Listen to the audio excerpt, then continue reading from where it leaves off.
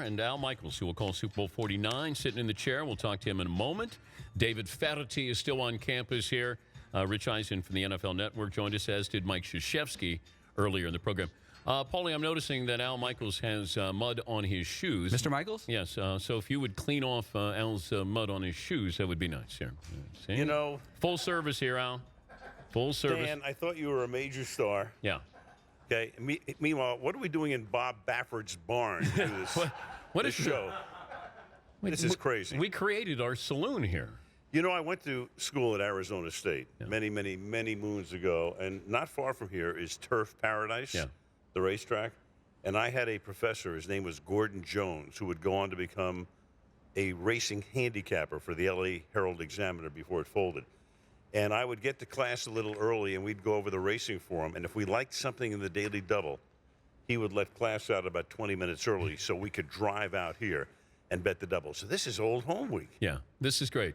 Where's the starting gate? Where do we? Well, just be careful. We have horses out there. And right here. Look at this. I'm right behind you right now. Oh, I know. And just be careful. That's Silver Charm. What you step in. Yes, I've already done it. Did you call races? I didn't call them, but I worked on a number of Triple Crown events for ABC. Dave Johnson called those races. The great Dave Johnson. And down the stretch they come was his calling card. But Jim McKay and I and Charles C. Canty and Leslie Visser and Hank Goldberg, I think I did something like 45 Triple Crown races through the years. And just to be able to get, and it's all about rhythm. I think anytime, whatever you're broadcasting, you get into that sort of cadence that you have. But with calling a horse race, getting the colors and to be able to spot when a horse is starting to fade and one is starting to come on, that to me would be the hard part of that. And that's why people like Dave Johnson and Tom Durkin and Trevor Denman was so good. I mean, you talk about pressure. Yeah. You have 2 minutes in the Kentucky Derby. You've got 20 horses. You have to see who's where. It's a cavalry charge when they come down the stretch the first time. And then, around the turn and backstretch. And you're exactly right, because the perspective is so different when you're looking at, as they're making the turn, ready to come into the home stretch. It's very hard to tell, who's doing what. But those guys did it brilliantly. He is Al Michaels calling Super Bowl 49 with Chris Collinsworth, Michelle Tafoya, and a cast of 1,000 coming up on Sunday. What do you do differently for the Super Bowl that maybe you didn't do for a playoff game or regular season game? Dan, you hope nothing. I mean, we understand that it's 6 times the audience will do for a Sunday night game. But you can't go into it and think that. The only thing I would say might be a little different is a lot of the stories that we know the football fan knows, but let's say somebody who only watches one game a year and this is it, they don't know. Might preface a couple of stories by saying, hey, look, we know if you follow football, you know this story, but or come in some other doors. So in other words, you're not excluding the people who don't watch football, but you want to engage them in a story that you think is relevant and interesting and will enhance their enjoyment of the broadcast. And that's about it in that regard. How much will Deflategate be part of the broadcast? I think we'll have to see where this thing is at 4:30 Mountain Time on Sunday. It's an evolving story. We still have 5 days to go. The story probably still has a lot of permutations. I don't know where it will be. It won't be belabored, though. I know that because this has been the story for, 9 days now? Yeah. It'll be going on 14 days by Sunday. I mean, the story will still be out there. But at that point, people want to watch the game. All of a sudden, the game is there, and the game is the thing. And they've heard about Deflategate.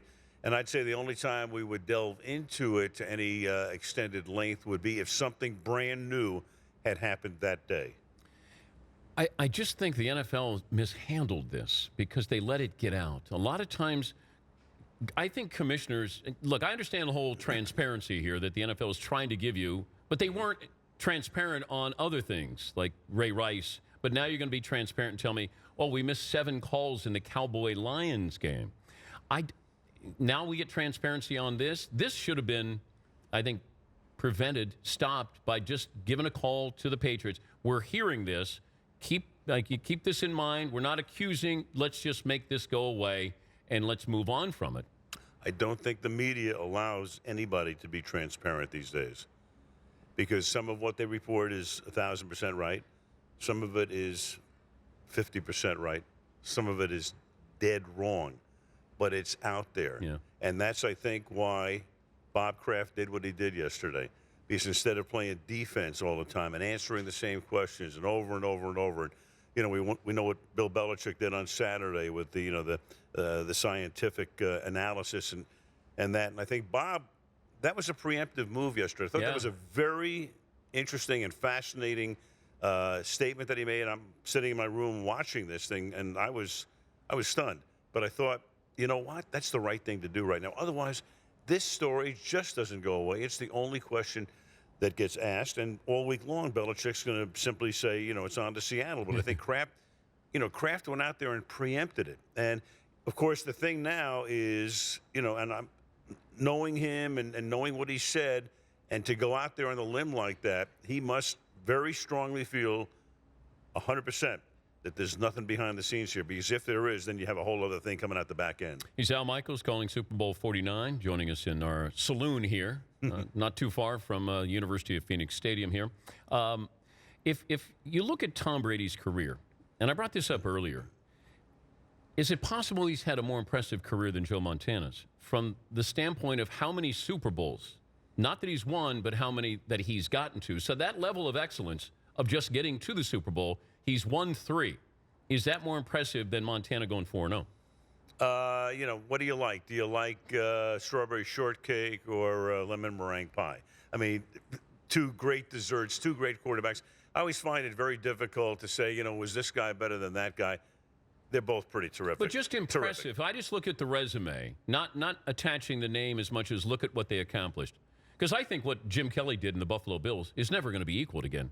Granted, they lost those Super Bowls, but they went to 4 straight. Sure. But I didn't know if it seems like Brady has been at a higher level for a longer period of time than Montana was. Is that fair to say? Yes, that's fair to say, because, Joe's career was shorter. Joe didn't last 15 seasons, and then Joe ended his career by going to Kansas City as well. And, toward the end of his days in San Francisco, it became a case of, who's it going to be, Steve Young or Joe Montana? So that's kind of the way it fizzled out. But, it's funny. With Montana, you had the great quarterback and the great coach. Yeah. Montana and Walsh. And with Brady, it's the same thing. It's Brady and Belichick. And as a twosome, they'd be hard to beat. I mean, Walsh was great, obviously, but Bill's career, Walsh's career, didn't last as long as Belichick's. Montana's career didn't last as long as Brady's. But, I mean, if Brady, they win this one, what can you say about the Patriots? 6 Super Bowls in the 21st century. This would be a 4th win. And the thing about them, they're never out of contention. Never. Yeah. Also, I was wondering about this when we look at coaches. Pete Carroll's going to be the other coach on Super Bowl Sunday. Right. A couple of national titles at USC. You win at in Seattle. And if you go into rarefied air and you got 2 in college and 2 in the NFL, and you go back to back, that's unprecedented. Yeah, he's. But he's the other coach on Super Bowl Sunday. He is the other, but Pete's starting to get his due right now. I look at Pete, and it's so hard to think back to 20 years ago. He's the coach of the New York Jets for 1 season. Yeah. Just Lou Holtz was there for 1 season, and then Carroll was there for 1 season. And, you begin to wonder if Belichick hadn't become available, if Carroll would have stayed on. I don't think Bob Kraft was looking to get rid of Pete Carroll, but he had an opportunity to get Bill Belichick. So if he can't get Belichick, does he keep Carroll? And does that team get decent? Do they draft Brady? Does, Bledsoe get hurt? Who knows? I mean, look, Pete Carroll he's a terrific coach. The thing I love about him, too, is we told this story on the air. Brian Cushing, the linebacker from the Texans, is a New Jersey kid. His parents wanted him to stay close to home, go to Syracuse or Pitt or someplace so they could watch him play. He's watching the Rose Bowl on television one day, and he says, "Who's that guy running up and down the sideline? That guy's crazy. I love him. I want to play for him." And that's how Cushing wound up going to University of Southern California. Well, and we wondered if the college rah-rah sort of demeanor mentality was going to play in the NFL. And I don't know what wears off more, that rah-rah type of guy or the disciplinarian type of guy. I think it both works. I've been to a few Seattle practices. It's great. It's a great thing. I mean, first of all, you're out there. It's beautiful, time of year, the fall. You got Lake Washington there, and you got the hills, and it's so green, and it's a beautiful practice facility, and the music's going. It's a great vibe at the Seattle practice. And, you know, Pete's helped to create this. He can't create the physical environment, but everything else. And there's a tremendous energy that emanates from that Seattle practice field. He's Al Michaels. We'll come back. I want to ask Al about something he told us. I don't know if it was a year ago, maybe a little bit longer, but you said that we would have two teams in Los Angeles, and we may be headed in that direction. Coming closer. Yes, we are. So we'll continue with Al Michaels. We'll get to your phone calls as well, what we learn, what's in store tomorrow. We'll do all of that coming up next 40 minutes here on the Dan Patrick Show. He's Al Michaels staying with us, and he joins us. You know, you got a busy schedule here, Al. You got to, like, makeup and wardrobe and all those. You have a staff of 60. What are you complaining about? Oh, I'm not. I just have a staff of 4 right there. Those, the Danettes right there. Look, there are like 56 other people in here right now. They're just here to see you. I don't even know who they are. I don't even know what they're doing, by the way. Did you hear what happened at the Patriots Hotel last night? I told you. I just told you in the commercial break. Al, can you play along I here? can't. No. I'm driving over here and I'm reading that an alarm, apparently a fire alarm went off at about 1:30 Oh, in the did morning. it? Oh. That's what I heard. I'm relating this to you secondhand. You know, I'm a trained journalist, and I don't have this verified by 2 sources. But wait. When you go on like Letterman or Leno, Yeah. they know all the things you're going to say. So all he was doing is trying to be a good host there. I was saying, hey, did you hear what happened? Like I was setting you up. You're better than Leno or Letterman. Okay, so that's, thank you. Come on, I'm trying to raise the level Wow. to to Howard Stern or somebody like that. So you I can do this. look, great respect for Sure. Howard Stern. So Al, during the commercial break, you told me that something happened at the Patriots Hotel last night, and that was the fire alarm went off. Do you think that was an accident, Al? If indeed it did happen, Yeah, probably not an accident. probably not. You Probably think not. Richard Sherman was hanging around in the hall? Who knows? Somebody's going to get blamed there. Somebody to get blamed. Strangest story during Super Bowl week. So far, I just No. got here. Any Super Bowl. Let's see. In Super Bowl 25, it was the Giants and the Bills. I'm doing it on ABC with Frank Gifford and Dan Deerdorf. And Desert Storm had taken place the week before. So all of a sudden, the country right now this is 10 years before 9/11, but who knows what's going to happen. So they build these gigantic concrete barriers around Tampa Stadium. I'd never seen that before. And our boss, Dennis Swanson, comes to us the night before the game and says, security and the SWAT team wants to meet with you guys. So now we're put into a room at the hotel at 7 o'clock on Saturday night. 9 guys come in, looking like they're ready for combat. And they're telling us how we are supposed to react if terrorists come into the broadcast booth and kidnap us. And I walked out of there and I said to Gifford, I said, are you crazy? You know what these guys want? They want to get into the game for free. Terrorists are going to kidnap 3 announcers from the Super Bowl, right? And how we're supposed to kind of go limp and not resist. I'm going, get out of here. So we had 9 guys in the booth with us that night. Just look at that. That's the SWAT team from Super Bowl 25. Did you ever worry about the Olympics? Security-wise. It's so funny because we were together in Sochi. And if you would have listened to all of the reports, and our good buddy Richard Engel made it seem as if the world would end in Sochi, I never felt in danger there because you had the Black Sea on one side and everything was kind of in a concentrated area. You were there. Yeah. It's so funny. Before every Olympics, don't forget in London, we were both there together. They're going to launch rockets from the tops of apartment buildings. So no matter where you are for the Olympic Games, there's these scaremongers are out there saying, oh, you shouldn't go, protect yourself, bring your own SWAT team with you because they just want to get in for free. Well, I remember walking along the Black Sea when we were in Sochi, and somebody said you can see a destroyer. There's a battleship out there, Yep. An American battleship, ready to launch missiles at Sochi. And then I got some binoculars, and to me it looked like Paul Allen's yacht. So I wasn't quite sure what the hell was out there in the Black Sea. Allen's yacht is bigger than a destroyer. Yeah. I mean, by the end of the Olympics, nothing was out there. A couple of dinghies, guys are fishing. What are we talking about here? Los Angeles getting at least one NFL team. The likelihood and time frame for that is what? I don't know exactly what it is, but it's closer than it's been, and obviously because Stan Kroenke, who owns the Rams, has a parcel of land, and he combined with a guy who had the next parcel of land. There's room to build a stadium. Will it get done? I think it's closer than it's ever been. Certain hurdles have to be taken care of before it can be done. The league wants to control the LA market, but I'm beginning to sense right now that something's going to happen sooner than later. And the question to me becomes, I mean, if you do begin to build that stadium, do you then move the team out there and play them in a temporary facility for a year or two? You know, it would be obviously the Coliseum or the Rose Bowl. I think it's coming. Can you see two teams? If they have a new stadium, Yes, I think definitely. two teams makes the most sense. There's no question. And you know, LA, people say, oh, everybody's surfing all day long and they're not going to go to games. That's nonsense. There's 16, I live there. 16 million people live in Southern California. A lot of people love football. All it takes is for 80,000 people to fill the stadium. Yes, I think there will be two teams. And I think that what the league would really love to do, too, is play a Super Bowl there as much as they can. It's Los Angeles / Hollywood. It's glamour. They want to be there as much as they can. So if they build that world-class stadium, they will come. Because you're also going to host more events there. You'll host an NFL draft there. It just seems like that they're going to be able to fill that a couple of times. And all the owners are going to benefit, too, from the relocation as well. There's no question. Yeah. I mean, whatever franchises go there will be worth almost twice as much right off the bat. And that will help provide more revenue for the league. Television ratings, are spectacular anyway. I think it might have a minimal effect. There's certainly not a negative effect.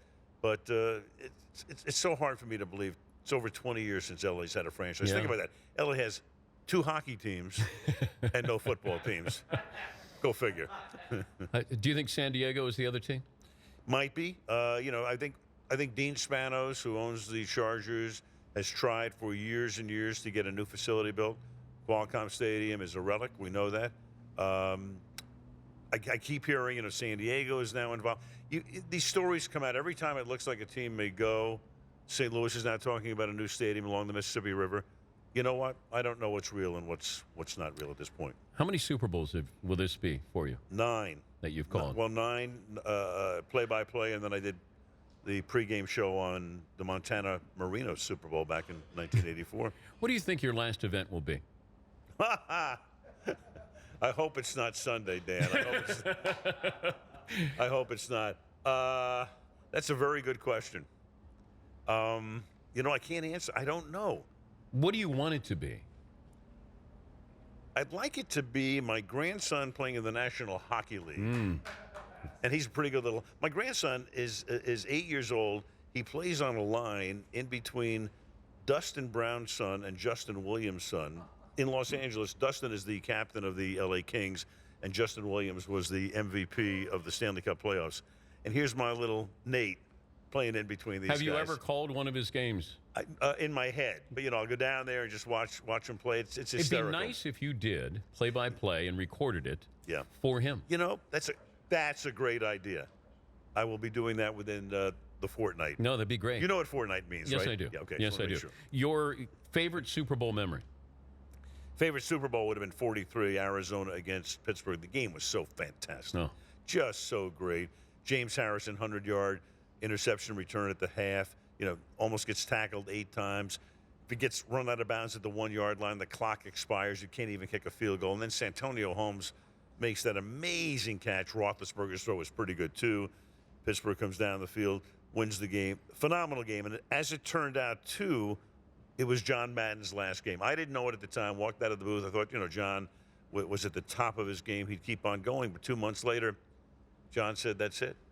And it's so funny. The way John went out when it was time to hang it up, he just said, it's time. Yeah.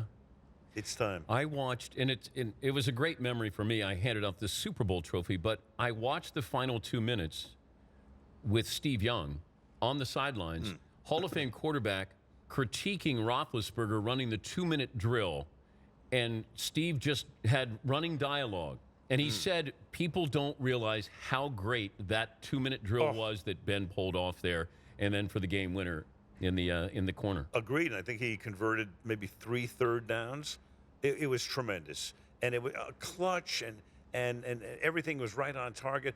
And then Santonio Holmes was the third or fourth choice on that play. He's looking one way, he's looking back here, and then you see Sports Illustrated on the cover. There are 3 Cardinal defenders in the picture, and Holmes is right there, back corner of the end zone, keeps the feet down, holds the ball in, touchdown. Wild stuff. Just great. Before I let you go, the Danettes have a request here. Paulie is the spokesperson for the Danettes. Yeah, on behalf of the Danettes, this is, it's the second time we've had Al Michaels on the set. It's really great. Okay. He watches the show, and he appears to know our names.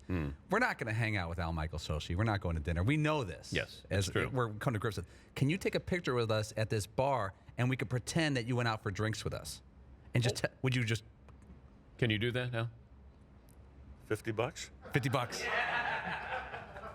Okay. No, $40? No, he means it. He needs the $50, Paulie. I got 40. All right. And then you guys put this on social media, right? Yes. Is this what you do? I think getting liquored up with Al is But what like it's... way later tonight, we're gonna put it up there, like 2 a.m. Yeah. You're like, oh, killing it without you, Michael. No, but you guys got to get up early, right? You're on in the Mountain Time. Not Zone if you here. say we're going out. Yeah. If you say we're going out, Al, What if we met for breakfast? we can find other jobs. Al, this is going to be on Twitter. Seaton's going to put this on Twitter at around 2 in the morning. Hanging with Al Michaels. This guy won't stop. Is there anything in the world that's not on Twitter? Anything? Anything? We promise not to put this on Twitter. How's that? It'll still wind up on Twitter. Yeah, you 3 days. know that. Oh, okay. What about Instagram? Yeah. Al doesn't know about those things. Of what things? Instagram? Yeah, well, I know what it is. I'm not a party to it. Oh, you're not? Have you ever taken a selfie? No, You but have I know what it is. I've been involved in many selfies. You're like, selfies take pictures of you. Here, I'm going to Right. take a picture of you now. But that's not a selfie. I know. No. I I know what a selfie is. I'm taking a picture. Why, this is an Alfie. There you go. There you go. Don't make that face again. He's Al Michaels. He'll call Super Bowl 49 coming up on Sunday. Al, thank you as always for stopping by. Thank you, Dan.